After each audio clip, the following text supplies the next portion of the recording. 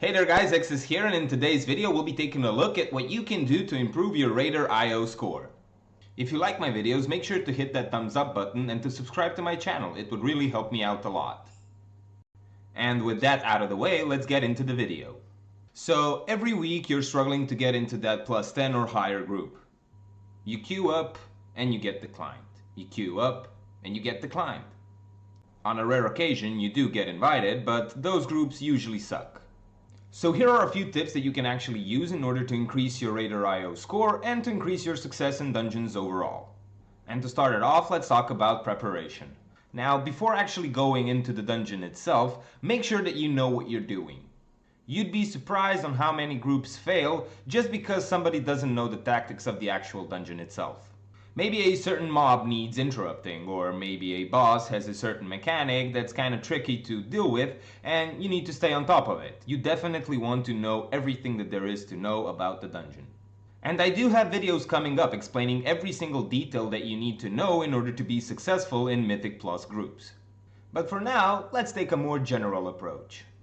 When entering a dungeon, make sure that you know what the affixes for that particular week are. And also make sure that you'll know how to deal with them. Plan ahead. Some of the combinations are easier to deal with than the rest, so definitely something to consider when forming a group. Make sure that the classes that you're inviting to your dungeon group are actually well suited to deal with those affixes. And I will be talking on how to deal with all of those affixes, but that's a topic for another video. Another thing that you can do in order to increase your Raider IO score is actually reading up on your class. Make sure that you know everything that there is to know and use every tool at your disposal. Usually the smallest adjustments in your rotation yield the biggest results. So make sure that you're on top of things when it comes to your class. Don't be afraid to use your cooldowns, don't be afraid to spend all of your mana, don't be afraid that you're taking too much damage.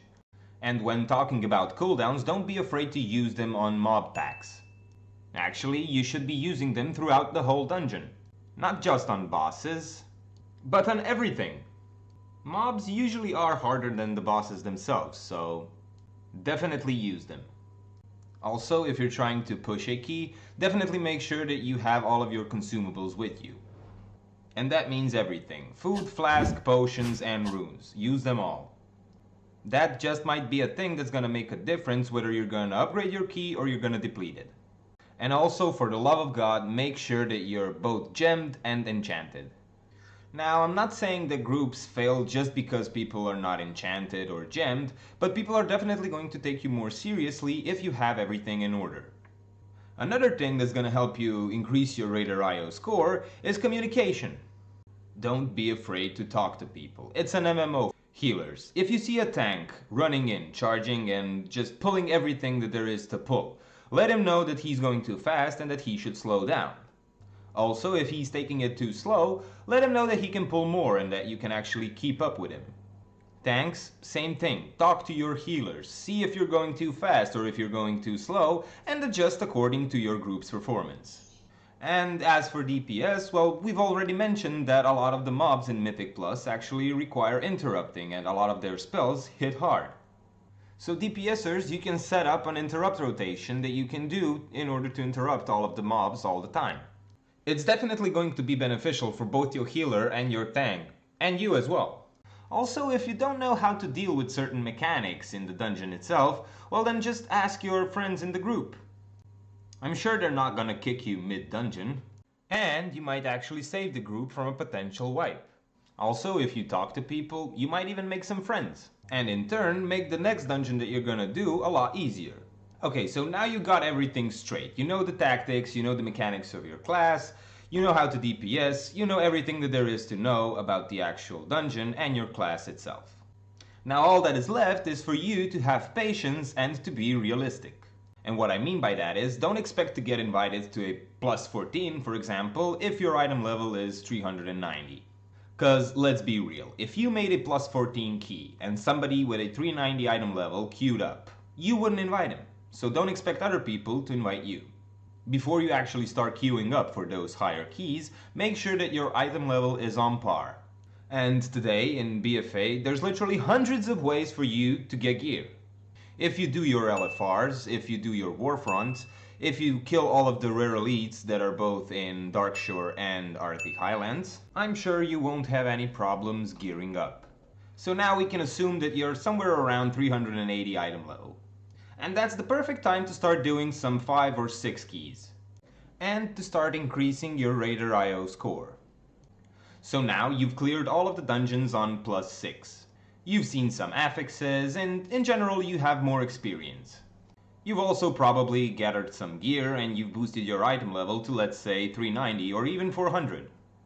So now you need to start pushing higher. There's actually a lot of people that I've talked to that are just afraid to go and do higher keys.